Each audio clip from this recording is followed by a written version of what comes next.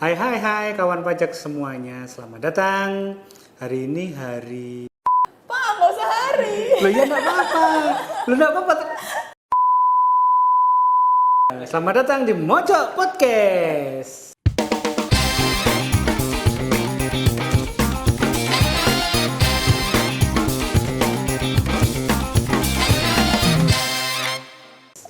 Hari ini saya Ambar Setiawan didampingi dengan salah satu fungsional penyuluh yang ahlinya. Saya Rifka Ajeng Fitriani. Hari ini kita mau bahas apa ini? Hari ini Rifka? kita mau membahas tentang aspek perpajakan bagi sebuah badan yang bentuknya adalah BUMDes dan BUMDesma. Oke, BUMDes. Apa itu panjangannya kalau boleh tahu? Kepanjangannya adalah Badan Usaha Milik Desa untuk yang BUMDes ya. Sedangkan untuk BUMDesma itu adalah Badan Usaha Milik Desa Bersama. Oke. Iya. Terus kira-kira ini apa bedanya dari dua institusi tersebut? Ya, bedanya adalah untuk yang BUMDes itu didirikannya itu biasanya adalah pendirinya satu desa saja. Jadi desa dan masyarakat yang ada pada satu desa itu. Oke. Sedangkan BUMDesma karena namanya bersama-sama ya Pak ya. Jadi itu ada lebih dari satu desa, mungkin mempunyai core bisnis yang sama, akhirnya mereka bekerja sama dan mendirikan suatu badan usaha berbentuk BUMDesma. Oke. Nah, kalau kita ini kan di Mojokerto ya, kira-kira ada nggak sih BUMDes atau BUMDesma itu kira-kira?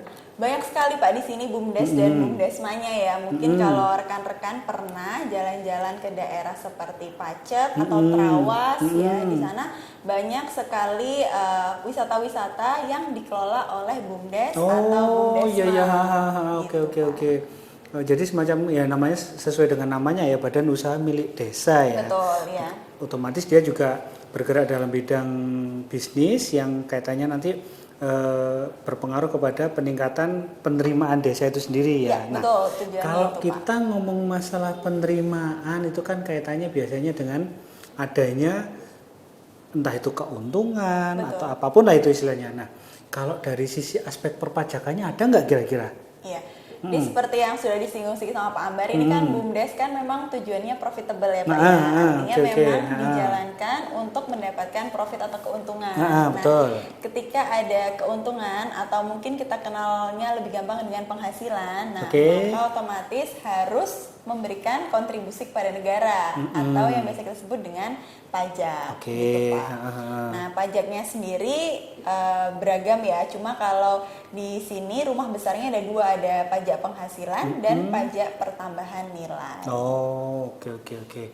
Nah, ini kan kalau ada dua berarti ya. Kalau tadi yang disampaikan oleh Mbak Rifka tadi ada PPH, pajak penghasilan, dan PPN, pajak pertambahan nilai. Betul. Nah, sekarang kita bahas dulu yang PPH-nya ini. Ya, ini yang paling sering kita ketemukan itu apa kira-kira? Yang paling sering bukan dihadapi istilahnya ya, yang menjadi kewajiban dari BUMDes atau BUMDesma itu apa kira-kira? Mungkin yang paling utama kalau misalkan ini kan bentuk badan usaha yang baru ya Pak ya. Jadi sebelumnya itu ada yang namanya peraturan pemerintah nomor 23 tahun 2018. PP 23. Ya, PP 23. Yang kita kenal dengan menggunakan tarifnya itu adalah 1% terus berubah menjadi setengah persen gitu ya Pak ya. Nah, untuk BUMDes dan BUMDesma sendiri belum diakomodir di dalam PP 23 tahun 2018. Nah, tapi kita menerbitkan ketentuan baru lagi yaitu peraturan pemerintah nomor 55 PP nomor tahun 55. 2022. Oke. Ya. Di dalam situ mengakomodir untuk badan usaha yang bentuknya BUMDes maupun BUMDesma dengan omset belum melebihi 4,8 miliar. Ya. Untuk penghitungan PPh-nya atau pajak penghasilannya itu diperkenankan menggunakan tarif 0,5% dari omset. Tapi dengan catatan omsetnya masih di bawah 4,8 miliar ya Pak ya.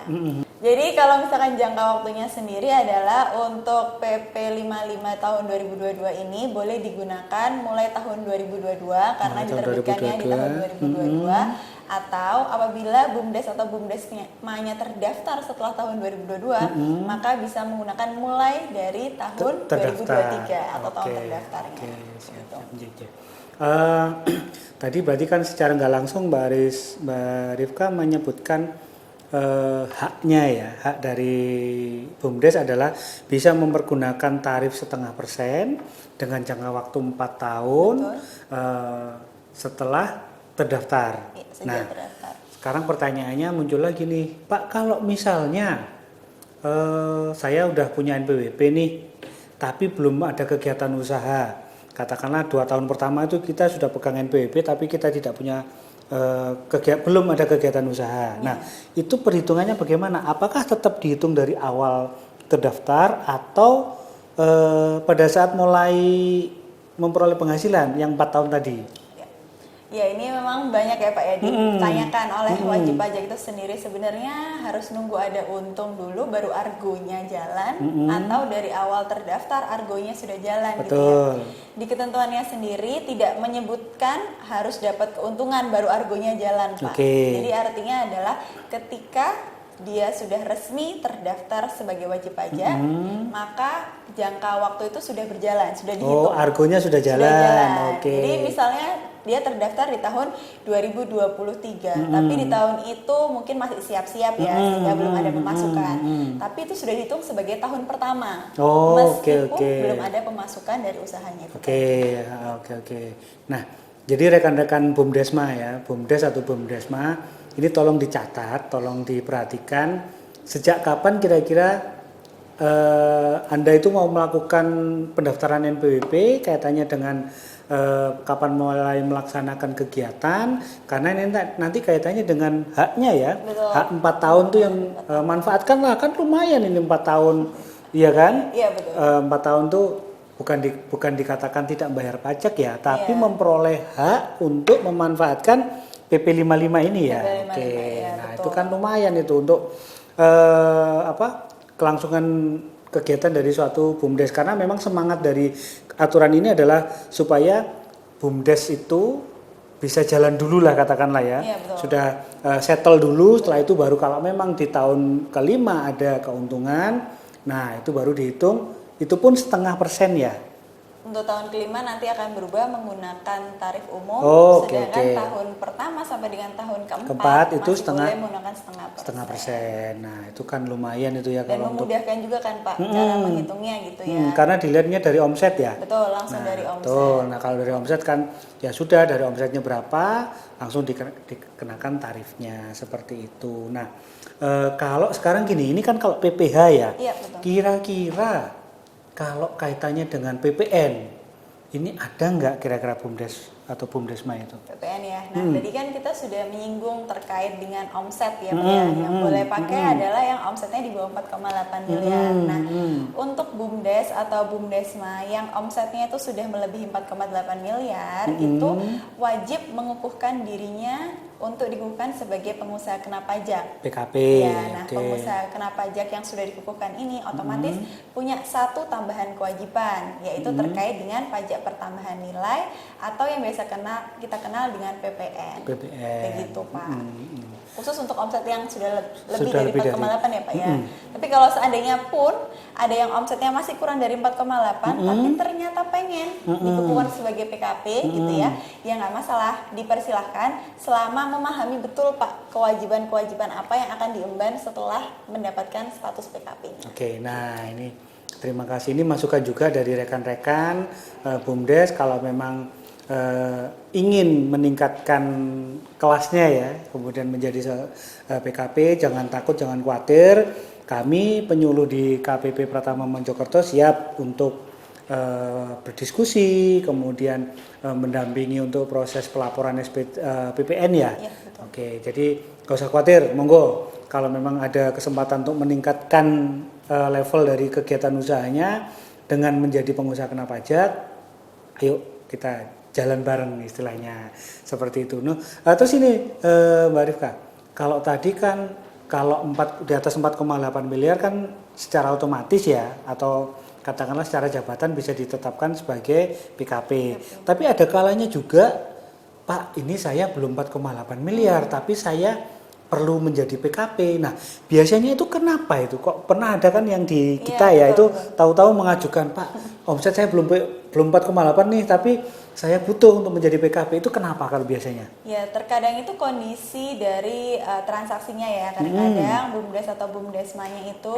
melakukan transaksi dengan pihak-pihak tertentu yang memang mempersyaratkan BUMDes atau BUMDesmanya itu berstatus sebagai PKP. Ya, sebetulnya sah-sah aja. Cuma biasanya kalau di lapangan itu banyak sekali wajib pajak yang belum paham kalau misalkan PKP itu maka ada kewajiban tambahan setelahnya. Karena kan istilahnya tadi naik kelas ya Pak, dari betul. wajib pajak yang non PKP naik kelas jadi wajib pajak PKP, otomatis ada pekerjaan tambahan atau kewajiban tambahan yang harus dijalankan oleh PKP tersebut gitu. Biasanya Oke. Ini contoh konkret mungkin ya kalau di lapangan tuh kan mungkin kalau di daerah Mojokerto di sini kan ada juga yang entah itu tempat wisata atau kemudian dia punya peternakan atau segala macam. Ada kalanya kalau misalnya BUMDes itu yang mengelola peternakan, karena pernah ada juga yang datang ke kita itu konsultasi karena mereka punya penggemukan sapi. Nah, pada saat penggemukan sapi. Nah, itu kan bahan pakannya kan butuh khusus ya. Nah, itu kan biasanya mereka beli dari perusahaan besar. Nah, pada saat beli itu kan mereka dikenakan PPN. Nah, ini mungkin contoh konkretnya seperti itu. Nah, kalau misalnya BUMDes pengelolanya itu sudah PKP, otomatis nanti bisa mempergunakan mekanisme pajak keluaran, pajak masukan, seperti itu. Jadi nggak usah khawatir, nggak usah takut. Nanti kalau bagaimananya, ayo monggo datang ke KPP Pratama Mojokerto, ketemu dengan kami di seksi pelayanan, khususnya rekan-rekan fungsional penyuluh. Nah, itu nanti kira-kira apa sih yang menjadi kendala, kira-kira solusinya seperti apa. Nah, kira-kira dari tadi PPA sudah, PPN sudah, kemudian apa nih yang mau ditambahkan sama Mbak Rifka untuk? Mungkin mau menambahkan sedikit terkait mundur lagi ya Pak ya ke PPH. Jadi kan kalau sekarang itu ada namanya PPH pasal 21. Yang dikenakan kepada perusahaan apabila perusahaan itu punya karyawan. Kan BUMDes dan BUMDesma itu kan pasti biasanya punya karyawan ya Pak ya untuk mengelola usahanya itu sendiri gitu. Nah, itu jangan sampai lupa untuk menghitung berapa nominal gaji atau imbalan jasa yang dibayarkan kepada karyawannya. Nah, kemudian dihitung PPH 21-nya dan dilaporkan SPT masa PPH pasal 21. Gitu. Karena masih banyak yang lupa kadang-kadang Pak, karena ini kan kita baru aja ada pergeseran ketentuan PPH pasal 21 ya Pak ya.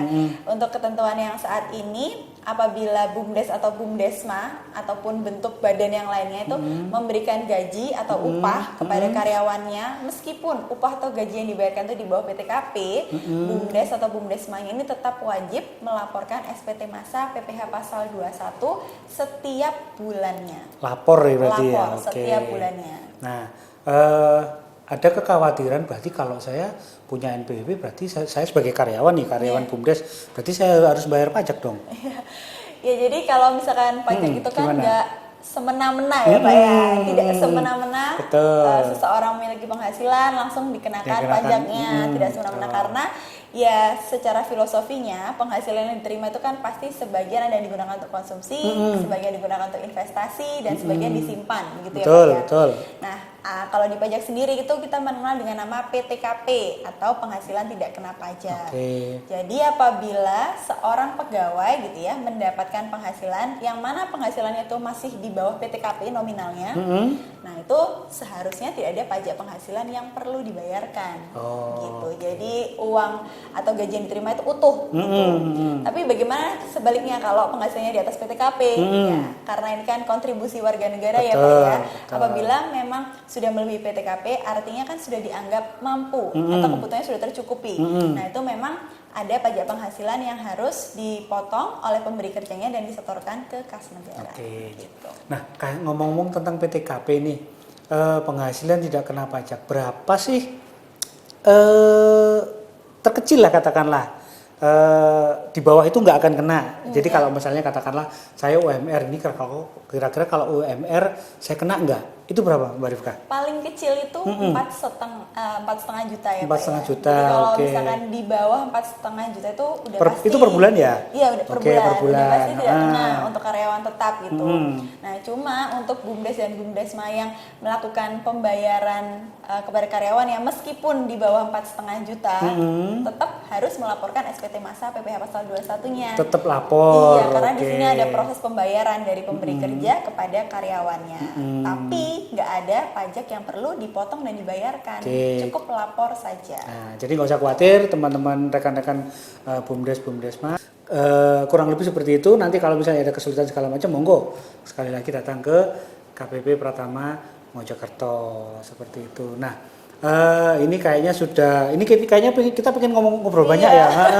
Cuman karena waktunya udah dibatasi sama operator. Nah, dari tadi sudah calling-callingan terus sudah gitu. gelisah.